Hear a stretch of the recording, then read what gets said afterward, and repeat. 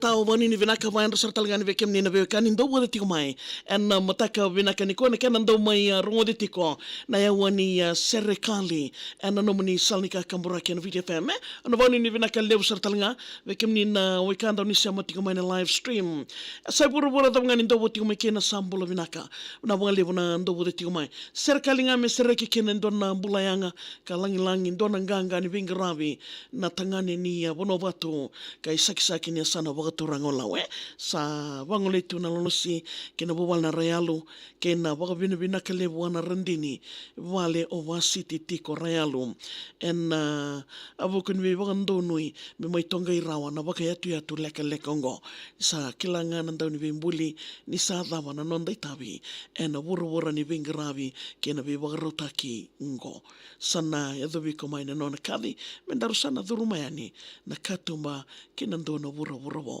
sa sulio chawa ka kauta tani talinga ya menero COVID ndokai tunga na yadana.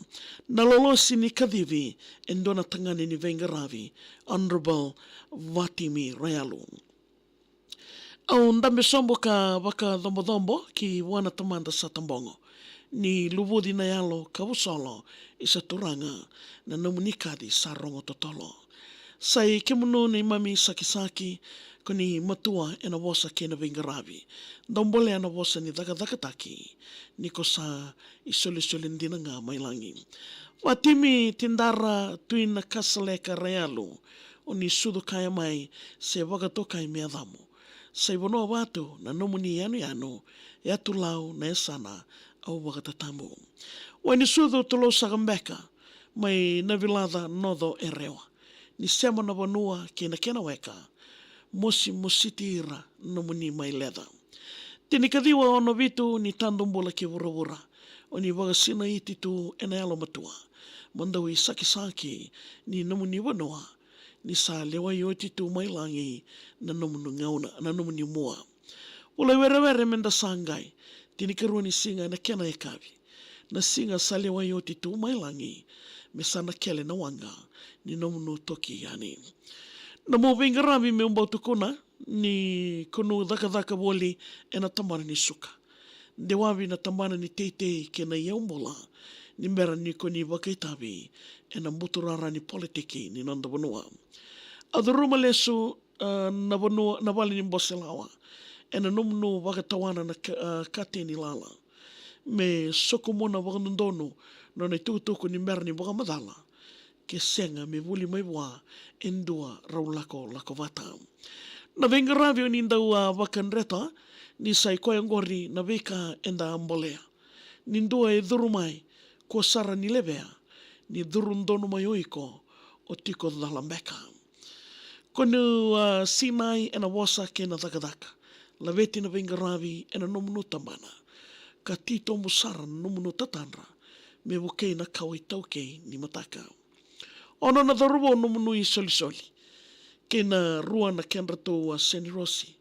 Isa ko tinan ratou e luvudi ena mosi. Ni non ratou wakatamani samayoti. Mai wuli ni tu e ratou wakandua. Wuli oti kede e lolo na ulunra. Ni ronga waki woli no munu sasuka. Satakali endona Tagane ni nondo wanua. Rosanga wuli ni singa me sa dhanra. Me sana mai waka oti kena na kena dhaka. Kasana katundua na nomuni wale katarama. Winaka turanga indua na mbulayanga. Chese saukuru era waka yatu. Turanga tui Veitongo nona Lolosi e savo. Ena dhaka levo ka nomunu dhao. Lomani palimendi o sanayali maya sango. Ndau waka yanga takingele era waka isa. Ni kilai nomunu Veiqaravi ena yalondina. O ni tomika kede na vitikina. Ka tulia wau. Me waka woto kana takikena. Ke munu i tukutuku e wamalendina. E rau ni tuku ni tu mendua nan rau na singa. Se o sota nan rau ni vewa kede e na nonda vitia. Ia ongoringa e vida au tali mangi rau kena. Na i waka wabuli lewa ni mbiuta wali mai. Me nan dau ni Veiqaravi e na viri ni mbai. Me rakua ni rongo dha se waka lengai na kawai taukei ni veingau na mori mai. Turanga tau me usasuka.